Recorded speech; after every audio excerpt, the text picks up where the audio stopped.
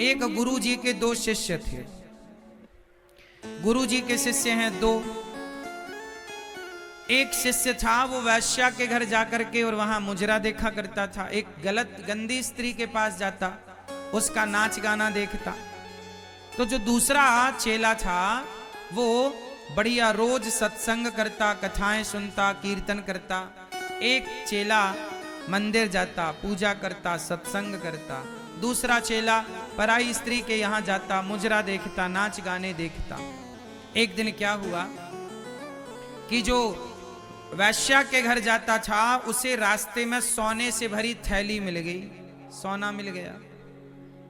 और जो पूजा करके लौटा, सत्संग करके लौटा, तो उसके पांव में एक लोहे की कील घुस गई। जब लोहे की कील घुसी तो लंगड़ाता लंगड़ाता गुरुजी के पास आया। गुरुजी, मैं मंदिर जाता हूं, कीर्तन करता हूं, किसी का बुरा नहीं करता, तो मेरे पांव में कील घुस गई। और वो वैश्या के घर जाता है, गलत काम करता है और उसे सोने की थैली मिल गई। ये कैसा न्याय है तुम्हारे भगवान का? तब गुरुजी ने हंसकर कहा, बेटा, भगवान के न्याय को तू नहीं जानता। भगवान के न्याय को भगवान ही जान सकते हैं। कैसा न्याय है गुरुजी? गुरुजी बोले, बेटा, तुम केवल वर्तमान को जानते हो, प्रेजेंट को समझते हो, जबकि भगवान तुम्हारे बीते हुए कल को और आने वाले कल को भी समझते हैं। कैसे गुरुजी? तब गुरुजी ने कहा कि बेटा, उसे जो सोने की थैली मिली है ना, वो पिछले जन्म में बहुत पुण्यात्मा था।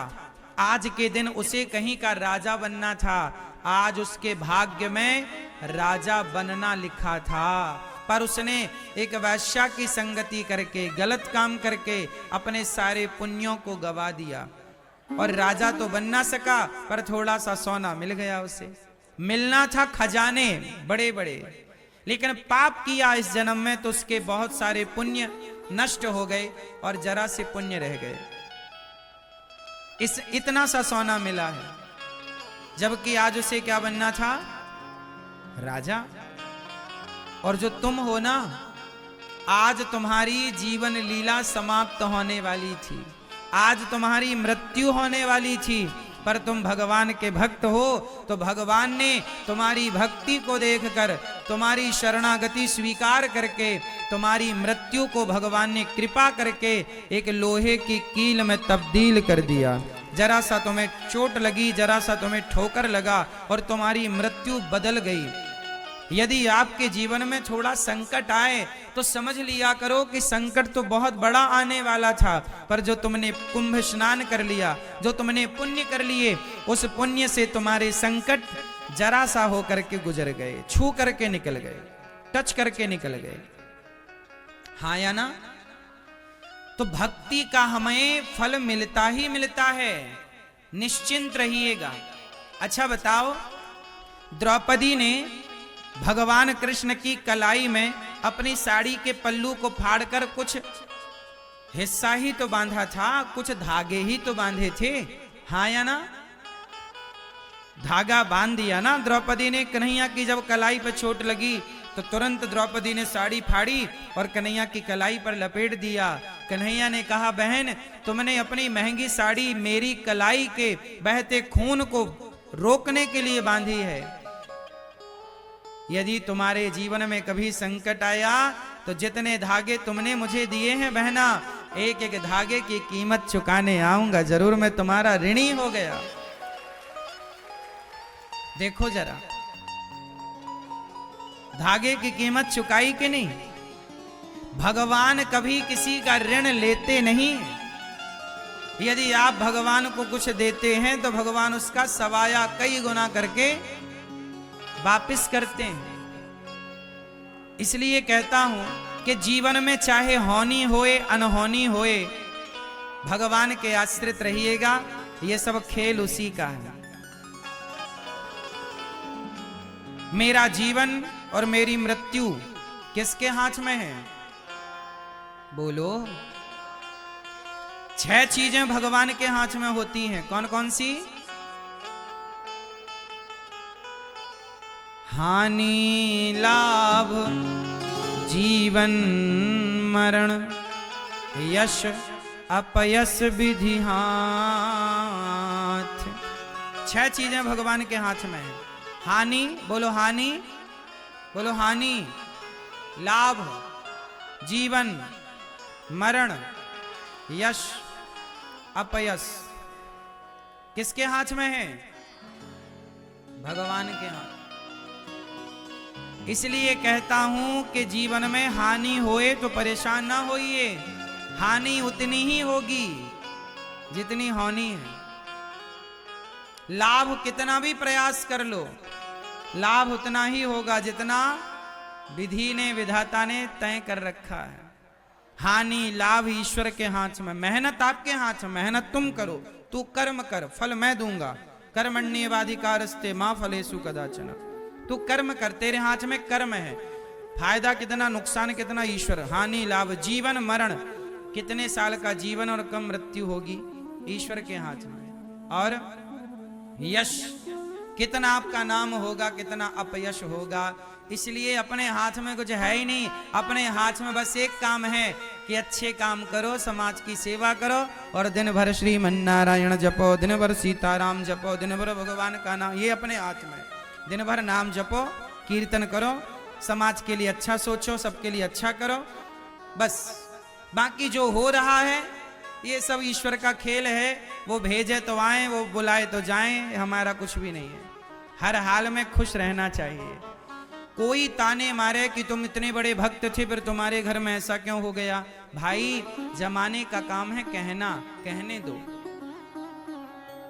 हम भगवान के आश्रित हैं और भगवान के आश्रित होकर, अच्छा ये बताओ, छोटा बच्चा किसके आश्रित होता है? जोर से। छोटा बच्चा किसके आश्रित है? मां के आश्रित। मां चाहे तो बच्चे को राजा बाबू बनाए और मां चाहे तो 2 थप्पड़ जमाए। अच्छा ये बताओ, मां गुस्से में 2 थप्पड़ मारती है कि नहीं बच्चे को? बोलो हाँ, हाँ या ना? मारती है ना? तो जब थप्पड़ मारती है तो क्या बच्चा मां का आश्रय छोड़ देता है? बोलो। जब मां 2 थप्पड़ मारती है ना तो रोते हुए मां को ही देखता है बच्चा, हाँ या ना? जब छोटा सा बच्चा थप्पड़ खाकर भी मां का आश्रय नहीं छोड़ता तो तुम्हारे जीवन में छोटे मोटे संकट आ जाएं, कभी कोई विपत्ति आ जाए तो उस संकट विपत्ति में भगवान का आश्रय क्यों छोड़ देते हो? रोते हुए भी उस ईश्वर की ओर ही देखो कि प्रभु आपके सिवा हमारा कौन है। 2 थप्पड़ मारती है मां तो प्यार भी तो करती है, वही तो राजा बाबू भी बनाती है। ऐसे ही है, जो भक्त जीवन में थोड़ा संकट पाकर भगवान से दूर हो जाते हैं, भगवान फिर उन्हें राजा बाबू नहीं बनाते। और जो दुख विपत्ति पर भी भगवान के चरणों से लिपटे रहते हैं, भगवान उन्हें राजा बाबू बना देते हैं, भगवान उन्हें बड़ा बना देते हैं। ये मेरे आश्रित है। आप भी यदि जीवन में भगवान के आश्रित रहेंगे तो आप सबसे सुखी रहेंगे। आप दुखी इसलिए होते हैं, आप परेशान इसलिए होते हैं क्योंकि आप भगवान का आश्रय छोड़ देते हैं और हर क्षण। अच्छा ये बताओ, जीवन में मुसीबत संकट आता है कि नहीं? परेशानियां तो आती है ना। कुछ लोग आपके पड़ोसी समाज जानते हो क्या ताने मारता है? एक मैया का बेटा भगवान के घर चला गया तो लोगों ने ताने मारे, लोगों ने कहा रे तुम तो बहुत बड़े भक्त थी, तो बताओ तुम भक्त थी तो तुम्हारा बेटा भगवान के घर क्यों चला गया? तुम तो भगवान की बड़ी पूजा करती थी। अच्छा देखो, यदि भक्तों के घर कोई दुख आ जाए ना तो दुनिया ये बात जरूर कहता है कि तुम तो बहुत बड़े भक्त थे, तुम्हारे ऊपर ये संकट क्यों आ गया? तुमने तो भगवान की बहुत पूजा की, तुमने तो बहुत व्रत जप तप किए, सदा अच्छे मार्ग पर चले, फिर तुम्हारे घर में ये संकट क्यों? ऐसा क्यों हुआ? कभी किसी भक्त पर कोई संकट मुसीबत आ जाए तो जमाना ये सवाल जरूर करता है कि तुम पर ये संकट क्यों, तुम पर ये मुसीबत क्यों? तो मैं आपको बताऊं, जमाना भले आपको कहे कि तुम पर ये संकट क्यों, लेकिन मैं आपको बताऊं कि जमाना ये बात समझ नहीं सकता। जो भगवान के आश्रित होता है देखो आश्रित होने का प्रमाण क्या है।